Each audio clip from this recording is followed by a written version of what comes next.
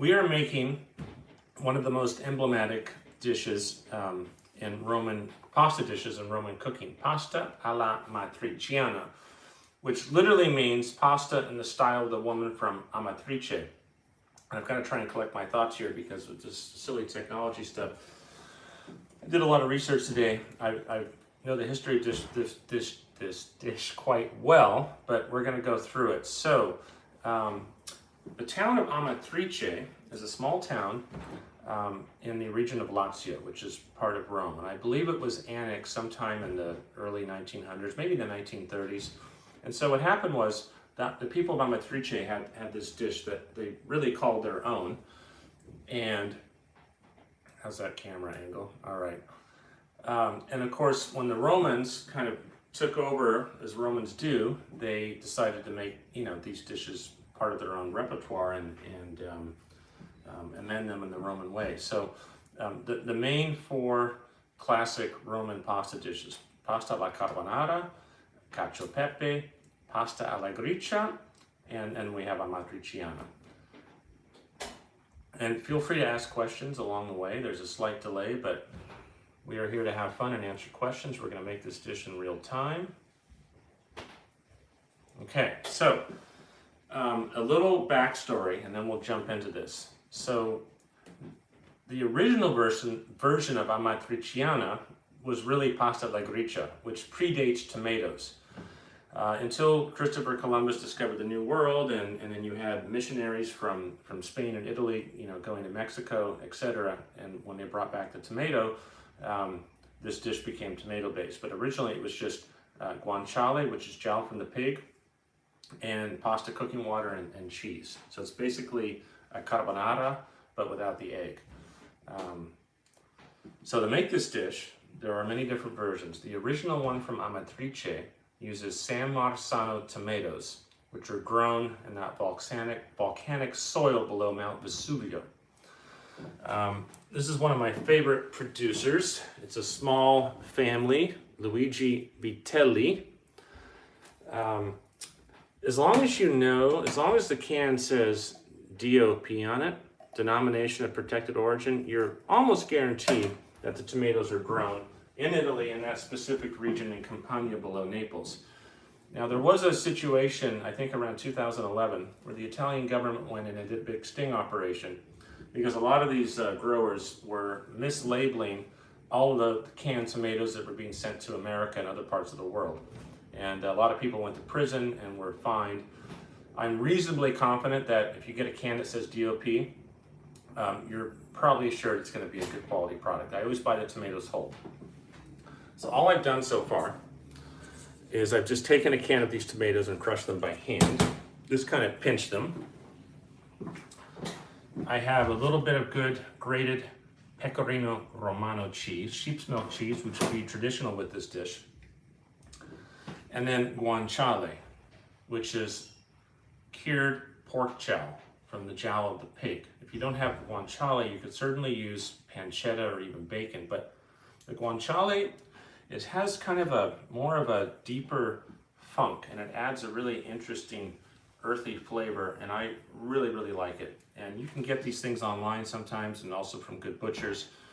Now, traditionally, the matriciana pasta that they would use would be spaghetti, but I'm going Roman and using bucatini because I really like it. And it's got this nice little hollow center to it. And I also feel like because it's hollow, you can eat more of it and not worry too much about the effects of the carbs. Now, the people from the town of Amatrice would say probably, oh, you Romans, why are you using bucatini? Because it's a long noodle and it flops all over the plate. Spaghetti is a little more delicate, and that's true. But that's what we're going to do tonight. The other thing that the Romans did was they typically would add red onion to this dish, which I actually really like because it adds a nice sweetness. But we're not going to do that tonight. We're going to keep it really simple. We're going to do it the Amatrice way. And unfortunately, the town of Amatrice, as probably all of you know, was terribly devastated, I believe, in 2016 or 17. I think it was 2016, by that massive earthquake that pretty much leveled it. But as far as I know, they've rebuilt as much as they can, and the people are survivors. We also have some really good chili flakes for a little bit of heat. These are from Sicily, the ones that I have here. So that was kind of a rambling intro, but any questions so far? I did not actually know that, so thank you. Oh, good. I'm glad I can educate my videographer friend here. How many people are watching now? We have 10.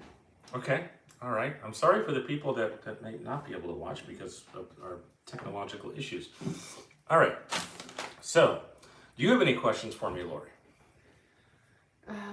Well, I guess what's first? We've got the water boiling. What do we have to make sure we have done in prep before we get started here? So I've got the tomatoes that are crushed. I grated my pecorino romano. I always grate right before because I want it to be really fresh and really fragrant. I've got my bucatini. I'm going to cut my guanciale, and then we're going to go over to the stove and start to put this dish together. But it's basically, it's a really rich, fortifying dish. The bucatini, the San Marzano tomatoes, the guanciale, and the fat from the guanciale, a little bit of heat, and then that wonderful pecorino, that sharp pecorino cheese, which is also from the same region. Actually, let's look at where Amatrice is. I just happened to install the map of Italy over here. It's kind of reminiscent of the old Molto Mario shows with the map would drop down and he'd say, okay, over here. So you're not going to be able to see clearly on this map, but you can see all of Italy. And, Rome is kind of in the middle. And so Rome is right here. I'll put my 2 fingers down. Rome is here, and Amatrice is right here. And I'm guessing that's probably, an hour drive or less. I'm guessing, but I don't know for sure. So we're right smack in the middle of the country. And Amatrice is right near this really beautiful elevated forest area called Il Gran Sasso d'Italia, which is full of wildlife and wild boars and all sorts of animals and wonderful products and forest. It's a beautiful place to visit. So anyway, let's go ahead and make a small version of this dish. So I'm going to take my guanciale, and I get this. I actually make my own now, but you can tell it looks a little like pancetta. It's got nice seasoning on it. A local purveyor called the Fatted Calf actually makes this. And you can see guanciale has a lot of fat, but it's got a lot of flavor. And you can see it's got a little meat in there too. So we're going to cut some nice, kind of medium-sized chunks. We don't want it too small. And then we'll get down to making this dish. All right, so I think what I'm going to do is I'm going to cut a strip like this. I'm going to make a small portion. All right, there we go. You can kind of see what the cross section of that looks like. And if you can smell this, it's just got a really nice, fragrant, little bit of a funk to it. I just sharpened my knives yesterday. All right, go ahead and cut these into chunks, and I'll bring them up for a close-up.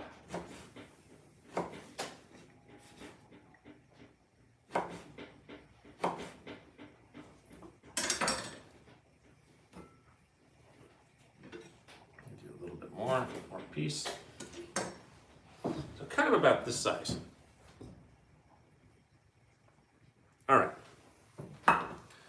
So are we ready to transition over to our range? There's lovely Italy. Okay, bear with us while we do this.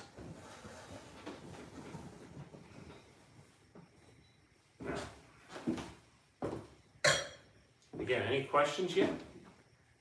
See my beautiful yellow range?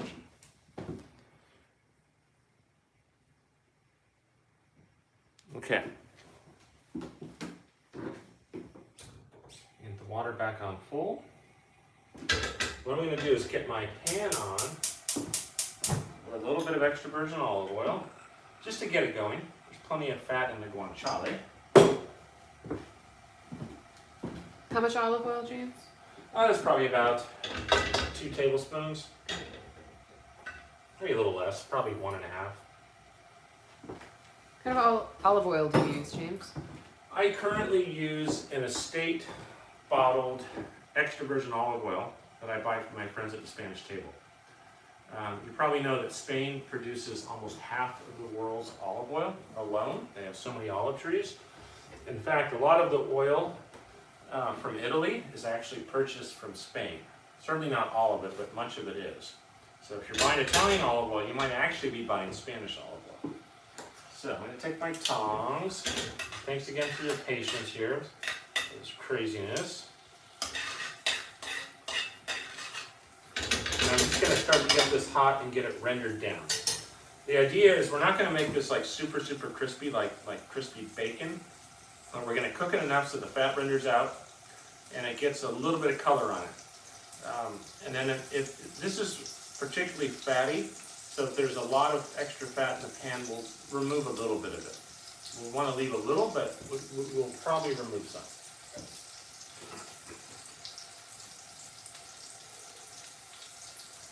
All right. How many people watching? We've got 7. Okay. I think it jumps though. Okay. I'm not trusting the technology or YouTube in general today. So. No, there's something in the air, guys, today with the on the technology front. Okay, that's smelling really good. And we have our crushed tomatoes. This dish is really, I think, as you will see, quite easy to make. So I'm going to kind of just turn these over a little bit.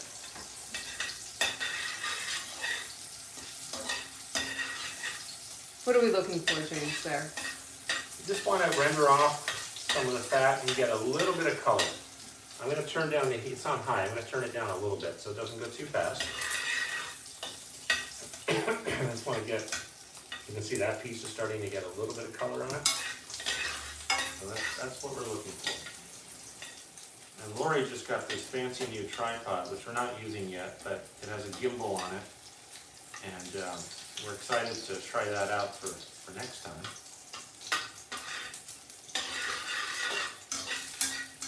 It's smoky. That looks good though.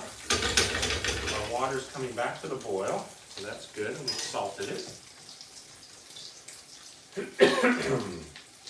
Okay, I'm going to turn this down now. See, I don't want the oil to burn. That's looking.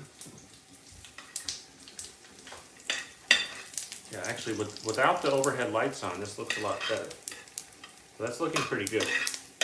I'm just going to let that go for a minute and get a little bit crispier. Now, you could use more guanciale if you were making a larger portion. But it's a dish beloved by many Italians. And like I said, you can make it with spaghetti, which would be the most traditional way. But I personally love bucatini.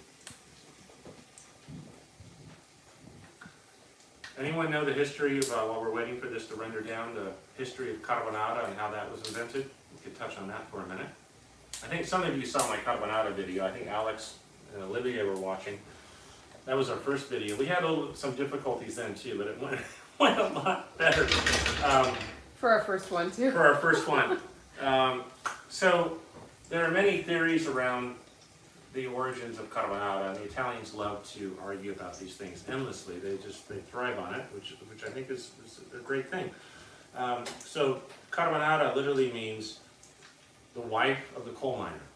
So the one idea is that the carbonara, the wife of the coal miner, would wait for her husband to come home, and he would come from the mines, and he would be covered in soot, all over his clothes and his white jumpsuit, whatever they wore. And so this gave her the idea to make the carbonara, flecked with lots of black pepper, et cetera, et cetera. But a more likely theory, I think, is that at the conclusion of World War II, there were a lot of American soldiers stationed in Rome, and they brought the Italians their ingredients, bacon, eggs, et cetera, and the Italians created this dish. So I'm going with that theory. Okay, I'm going to get a little tiny prep bowl here. I'm just going to discard a little bit of this oil, just a little. And you could use this for some other purpose. I don't want quite that much fat in there. I want a little bit though, to coat the noodles. All right. So that's what we're looking for. So it's, here, go like that. It's got a little color on it, but it's not like super caramelized. And there is so much flavor in this guanciale, believe me. All right, so now we're going to take our oil and just put that aside. And now that this is cooled off, we're going to pour our San Marzano tomato mixture in. You want to let it cool down, otherwise it's going to splatter all over you and all over the kitchen. See? Didn't splatter them. Perfect. All right. So I'm going to turn the heat back on so we get it up to the boil. I'm going to season with a little bit of salt, not much, because the guanciale has a lot of salt. And I'm going to stir it through.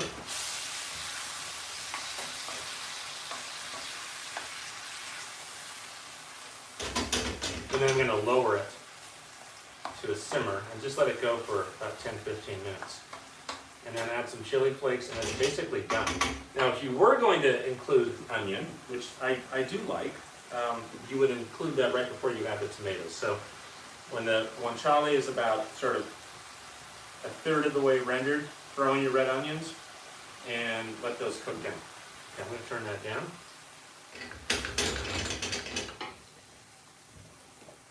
We'll add some chili at the end. We'll get our pasta in, and that's really the dish. It's all about using really good ingredients. So good canned San Marzano tomatoes. Now, I know I mentioned there was a lot of fraud around 2011 with the whole DOP thing, but there are also a lot of tomatoes in America that are labeled San Marzano that are not from Italy.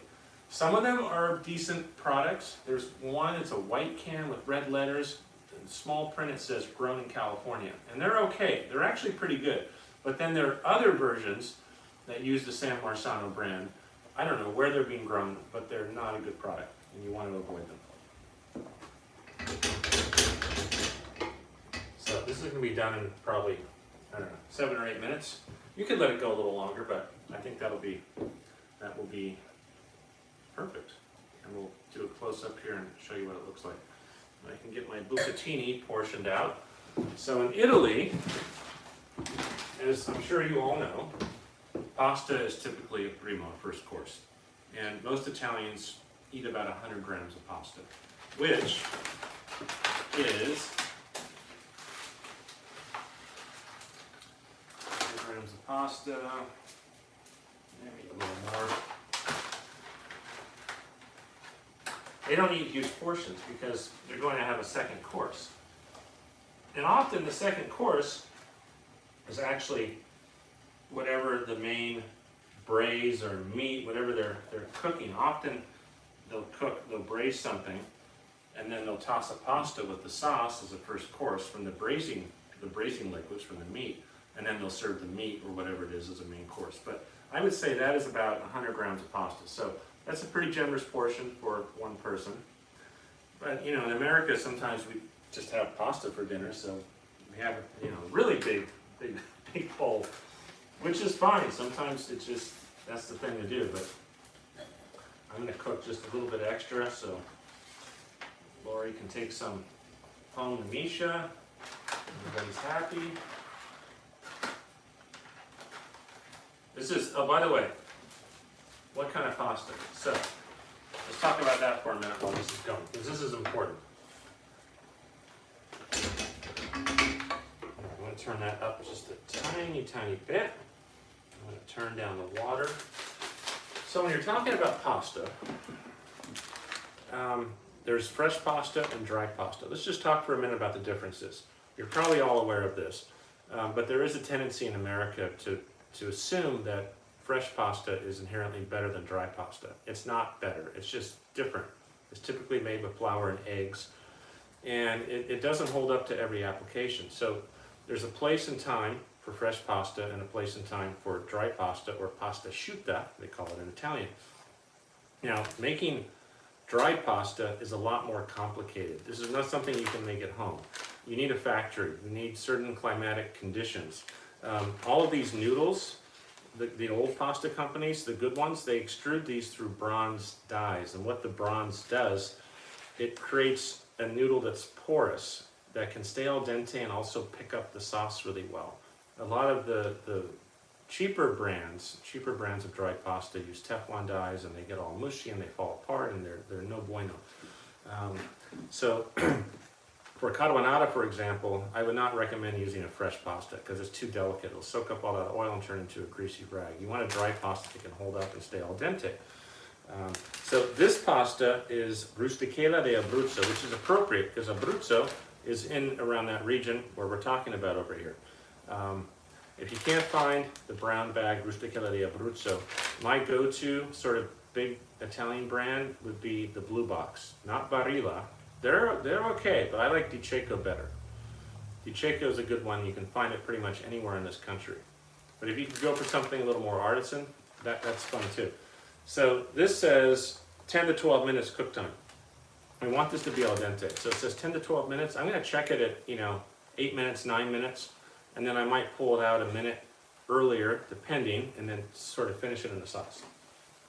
Okay, I'm going to turn this back down, and I'm actually going to try this. Everybody's so quiet. Any other questions? Apparently they've nailed it. Nailed it. Yeah. Well, are they? I don't know. There's no questions. Everybody's following right along. When is the right time to use fresh pasta then, James? Fresh pasta would be ideal for a lot of situations. You could do vegetables with it. Mushroom, like a mushroom sugo, would go well with a fresh pasta. Any sort of cream sauce, that sort of thing. There's a lot of flexibility in how you do it. I mean, you could make carbonara with a fresh pasta, but you'd have to remove most of that oil first, and modify the recipe a little bit so it wouldn't soak up everything, and treat it a little bit differently. I love fresh pasta, but I probably eat and cook more dry pasta than I do fresh. But anything like a ravioli or anything stuffed is obviously going to be a fresh pasta. And you just need to pick a sauce that's going to work with that accordingly. I'm going to add a little more salt to this, because I just tasted it. Probably about half a teaspoon. I'm going to add some of these chili flakes now. And I'm going to add just a pinch or two. It's up to you how much. I like to add these towards the end versus the beginning, because it creates a more capricious heat versus a pervasive heat if I added these all at the very beginning. Okay, I think that's good. I actually haven't tried these before. I got these from Casa di Case. Is an importer from Italy, but they smell really great. I'm gonna get my water back on, and we'll drop our noodles. I'm also gonna add a little black pepper to this. And that kind of cuts the richness as well. Coarse grind.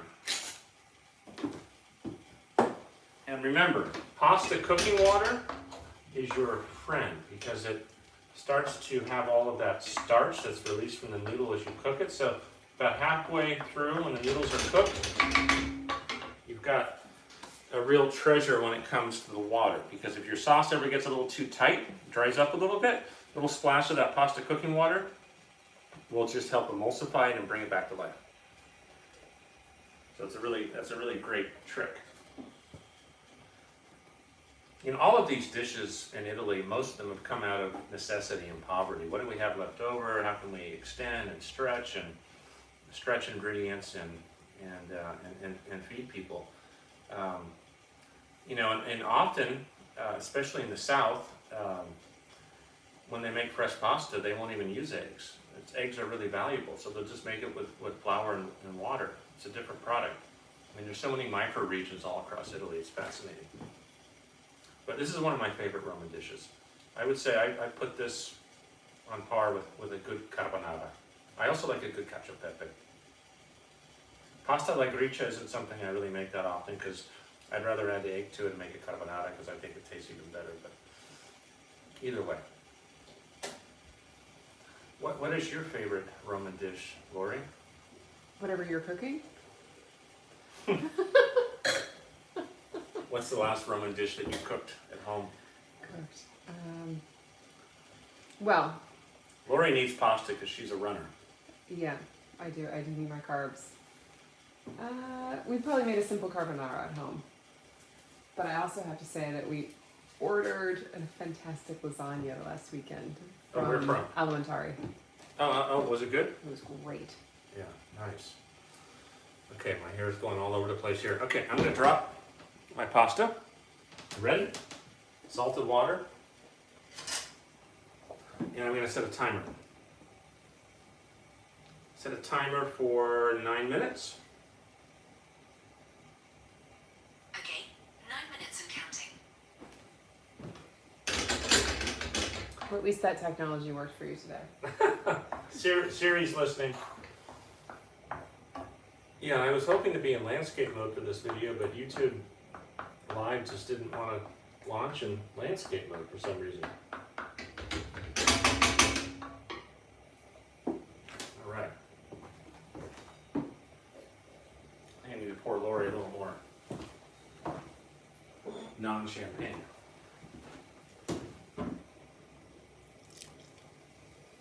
I know for many of you, it's East Coast, right? So it's 9:30.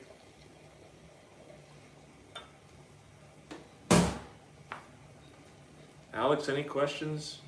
Olivia, Madeline? Madeline, congratulations on graduating. I should have said that earlier. I was just too distracted by this technology. I'm going to give my bucatini just a little toss so it doesn't stick. And what we're going to do, we're going to go right from the pot into the sauce. I'm going to turn the sauce off right now because I think it's about done. I can smell it. And then we'll go directly in and I'll turn this back on about 30 seconds before we drop it. And we'll just finish it in the sauce, throw in a little bit of pecorino romano and a little pasta cooking water if we need to. Just kind of have to eyeball it. And then we'll plate it, and then we always go over with more pecorino romano and a little bit of extra virgin olive oil at the end, just to gild the lily. Just extra virgin olive oil makes everything taste better, as long as it's good quality. I have, this one is Spanish, so I buy this in big tins from the Spanish table, and I keep it in my closet, and I just refill this bottle. And then this is actually a really nice finishing oil. We'll use this, this is actually from Italy. This is bona fide Italian, which I also got from Casa de Queso. And by the way, I have clients that I'll go and see, and they'll have like really nice oil like this, but it's, you know, it's 2, 3, 4, 5 years old. I had this one client, Miguel. I said, what are you doing with this oil? He said, James, I was saving it. I said, well, it's rancid. Throw it away. I mean, the minute you get really good olive oil, use it, drink it, just put it on everything, because after 6 months, it's no longer really very good. If you can, use it within 3 months. That's ideal. So, and all of you may already know this, because I know many of you are into cooking. So I'm probably preaching to the choir. Okay, I'm just kind of stirring this around. And I have not a lot of water in here, because I have a small amount of pasta. So what this does, it allows us to create a more concentrated, starchy water. James, what else are you serving tonight? Oh, Madeline says comments aren't turned on for YouTube. Uh-oh. Okay, Lori's going to have a look at that. And we got all sorts of I'm not problems surprised. tonight. I think we need Anna from Chef's Tube here in person. Chef's Feed here in person. All right, we're going to look at that.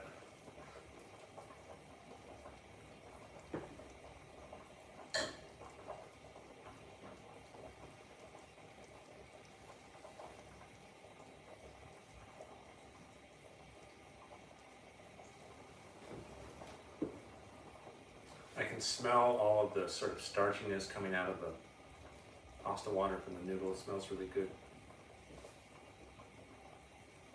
And to answer your question, Lori, what else are we serving? Well, we're just doing this dish for the video. But I'm planning to have an artichoke myself later. It's my favorite vegetable in all the world. And yesterday at Filetti from Castroville, I found these, like, I've never seen them coming out of Castroville, but they're these large, and I can pull one out and show you. These large, elongated, purple, Sicilian-looking artichokes, which artichokes I just poach and I eat with a little bit of homemade aioli. But in this case, I'll poach them and then I'll cut them in half. Then I'll actually go to the trouble to kind of herb them up and grill them just for extra flavor. Kind of like how they serve them at Hillstone Restaurant, formerly Houston's in San Francisco, which I love how they do it. So I think I'm doing that tonight. I'm going to check my timer. 4 minutes on that pasta. Okay. Yeah, we're not sure about the YouTube comments, but I'm glad that this was a live stream that I wasn't charging for, so I feel really bad about it. I'm sure we missed at least 10, 20 people, because I emailed the links around, you know, all of Sandra's friends separately. I feel bad about that. But you know what we can do? This video will be recorded and archived, so I can email this around, you know, later tonight or tomorrow to everyone who missed it. So we can definitely do that. I'm always cleaning. I'm going to turn the pan back on. And we'll just kind of get this heated through again. So this tastes like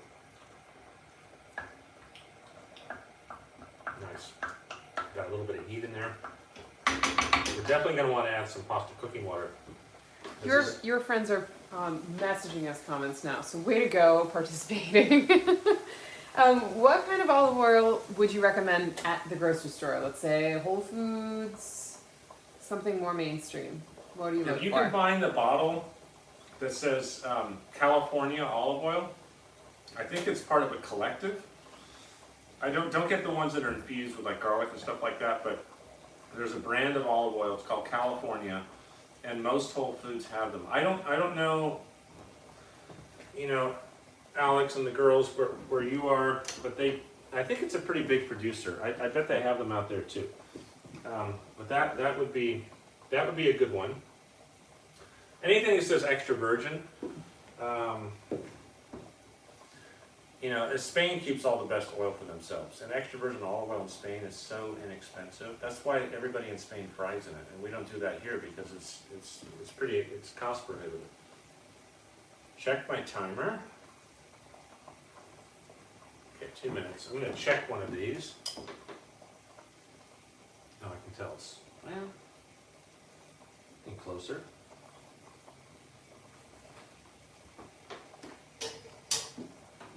Two more minutes. So this is looking a little dry, but as we transfer the bucatini to the pan, there will be some water transfer with it. And if we need to add a little more water, we can with the ladle.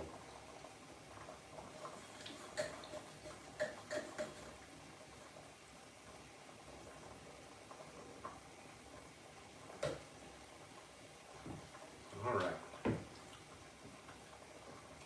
Getting warm in here. I kept the hood off so that you can hear me. Check my timer. 56 seconds, and we'll check it. I have this on very low right now.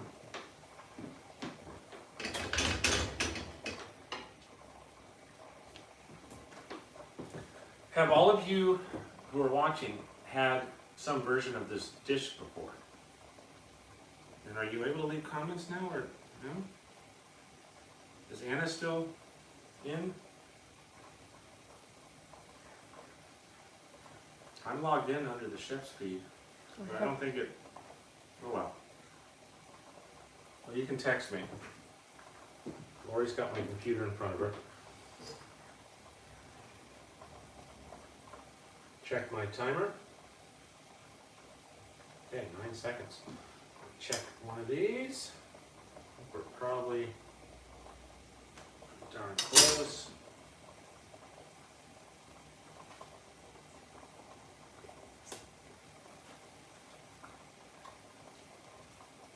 Let that go another 30 seconds. That's 9 minutes.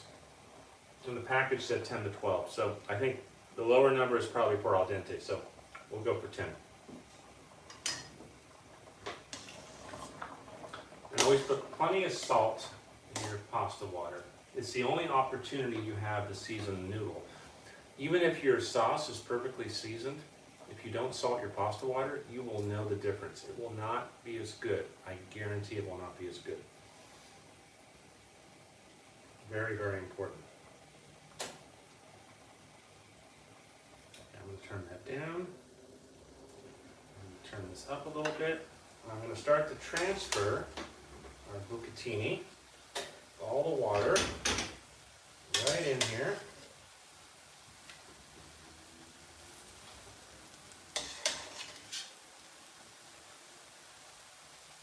Now you could do this with other noodles too. You could do this with, obviously spaghetti would be the most traditional to the town of Amatrice, but you could also do this, you know, with a short noodle like a rigatone or even a penne.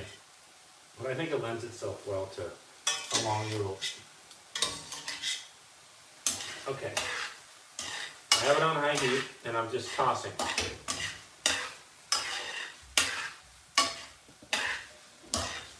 Now, I think I'm going to add a little bit of pasta cooking water to this. It's just going to help emulsify. So I'm going to get a little ladle here. I'm going to go over a little bit of water. A little bit more. And you can see our sauce is not too dry right now, so we like that. I'm happy about that. I'm going to get a little bit of the pecorino romano. And I'm going to toss that through in just a second. Not all of it, just a little bit. This will also help further emulsify it. We've got that lovely chili in there. My goodness gracious. Okay. Toss it through. Toss it through. Let this cook down a little bit more. You want a little bit of liquid on the bottom, but not too much. We've got that cheese incorporated. More. How much cheese are you using? I'm probably using for this portion. And this is for 2 people, 2.5? This would be servings? for 2 small portions. Yeah, this would be. I mean, one good sized portion, or yeah. So I'm probably using about close to a cup.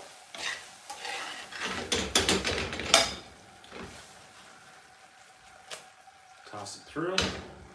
Okay, I'm going to turn that off. And we'll take it to the plate. And we'll do that right over here. I'm going to get a nice plate. Important. Presentation is very important to the Italianos. And to me as well. So, we are, yeah, this is a 2-portion serving.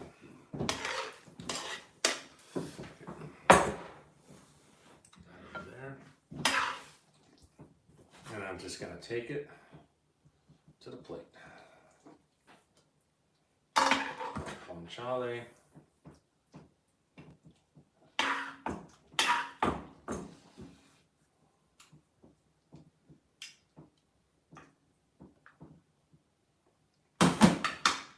I'm going to hit it with a little more of this pecorino romano.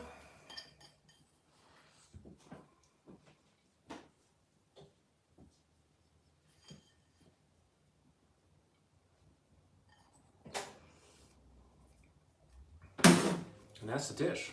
You want to try it, Lord?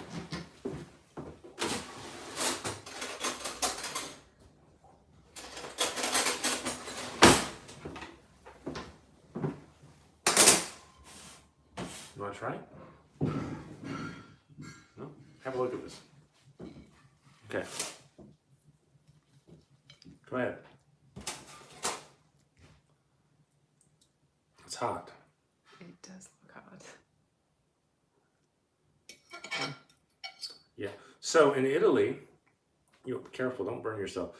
You never, ever eat your pasta with a fork and a spoon. If you do that, it's considered incredibly uncouth and not cultured. So you learn to kind of do this. Never use a spoon unless you're eating soup. Otherwise, you will be shunned. What do you think? Fantastic, James. And that Nice guanciale. amount of cheese. The guanciale is really rich. It's got that earthy funk to it. Mm-hmm. This is a hearty dish. Either you love it or you hate it, I think. Good spice. Anyway, do we have any? God, it's somehow got muggy in here. The comments, I don't think they're working. They're not. Comments are not working. Okay, You're sorry gonna have to guys. improvise. We'll have to improvise. Well, I think you all have my contact information, so if you have questions, and we'll follow up and send this around to those who got cut off. I'm so sorry about that. Very frustrating. But yeah, why can't we get comments? I don't know, I tried to rename them. It's okay. Okay. All right, everyone. We might have to do this again, James. I think we have to do a repeat on this. Yeah. And we'll get our technology set up right. Yeah, because oh well, these things happen. It still turned out great. And thank you for those who watched. And we'll see you soon in the next video. I'll keep you posted. I'm going to do more of these, and we'll just streamline them. And we've got a new gimbal, and we'll get better at this. I've got my map of Italy. I'm going to get a map of Spain too. Cheers. Thank you.